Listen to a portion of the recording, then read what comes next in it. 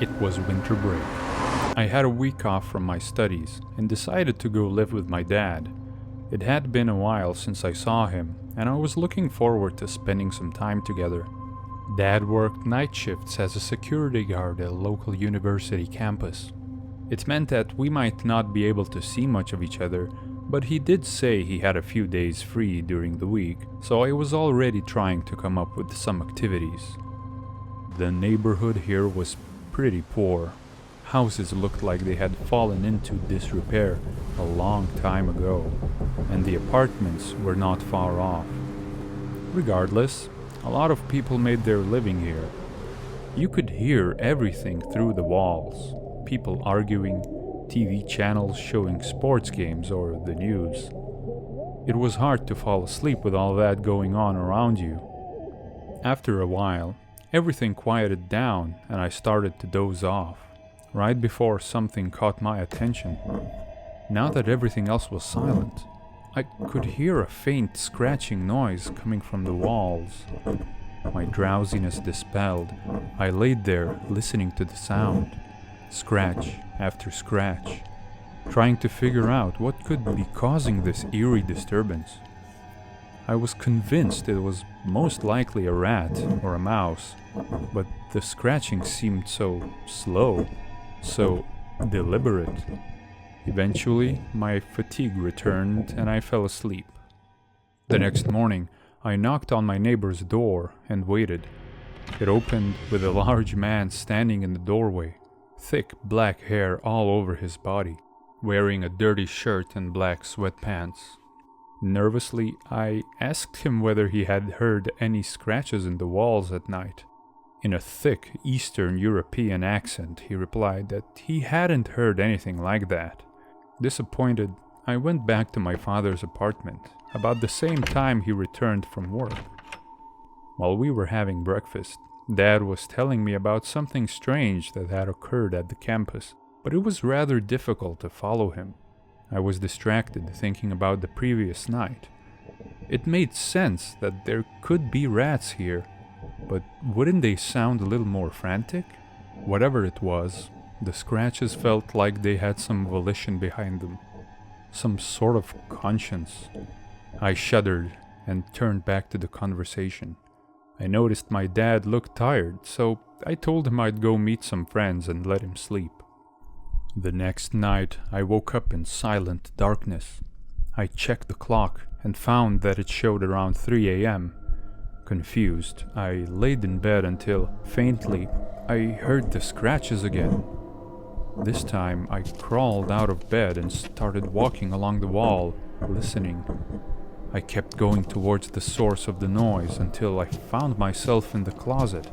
There was a spot where it sounded like the scratches were right behind the wall. Anxiously, I tapped the surface a couple of times.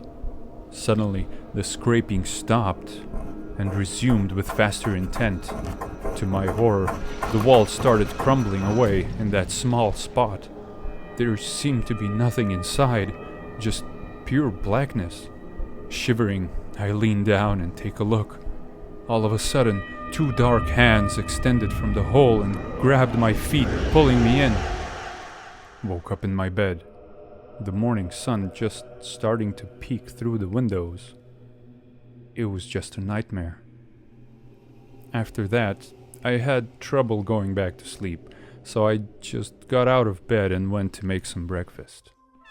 Dad came back from work and upon seeing me all shaken up, asked me what's going on.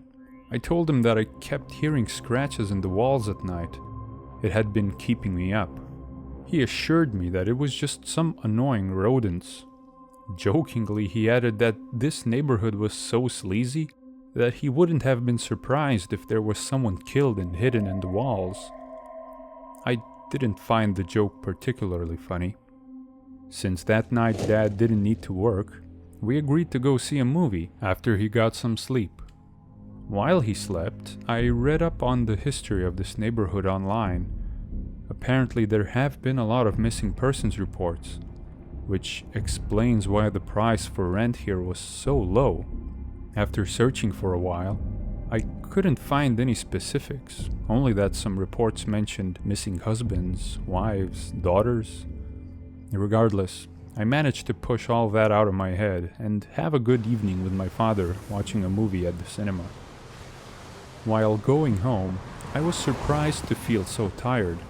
Although thinking back to my exhausting previous night, it was no wonder that as soon as I got home, I submitted to my bed.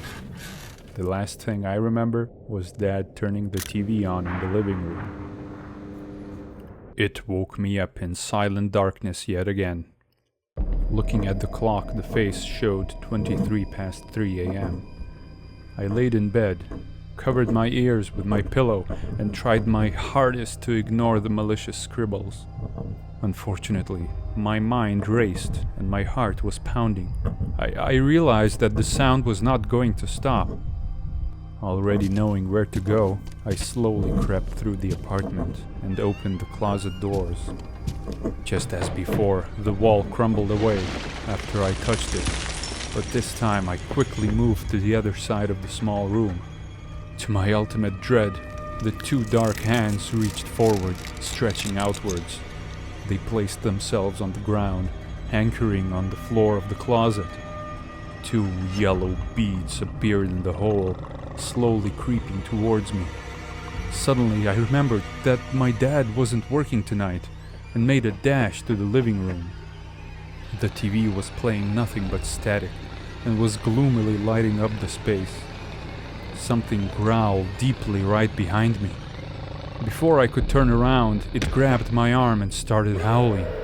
A deep, guttural voice emanated from the shape at my back. I woke up in a cold sweat. My whole body was shivering. I couldn't believe it was just a dream anymore. So as soon as my dad went to shop for groceries, I picked up a hammer from his toolkit and went to the closet. Quickly feeling for the spot with my sweaty hands, I swung the tool into the wall, crashing through the thin membrane. Just in case I was wrong, I kept the hole small, though something at the back of my mind told me this won't be the case. After a few hits, the hole had grown to the size of my fist, and I put the hammer down. Standing around, unsure of what to do, afraid to do anything, I waited. After a couple of minutes like this, I started feeling like a fool. Nothing happened. Nothing would happen, and I had just ruined the wall of the closet. Still, not wanting to let this go, I reached in with my hand to see if I could feel anything. That's when I grasped something. My heart jumped and started racing again. Pulling out my hand, I saw something slightly cylindrical and tapered to one end. A gray and yellowish rod with a rough texture to it. As I realized what I was holding, I ran back into my bedroom, grabbed the phone and called the police. By the end of the next day, the police had demolished part of the closet wall and uncovered the remains of a body, too small to be an adult's. At that point, I was almost glad that my winter break was coming to an end. Before leaving, I helped my father move into a better neighborhood. I couldn't sleep soundly knowing I had left him in that wretched house. The police had conducted an investigation and multiple bodies were found in the other apartments as well. It turns out that the landlord had been abducting tenants and hiding their remains in the walls. To be honest, I never told the police how I knew where to look. I just left it rationalized to an unfortunate happenstance. In the end, I think the tenants of that house slept a little better now.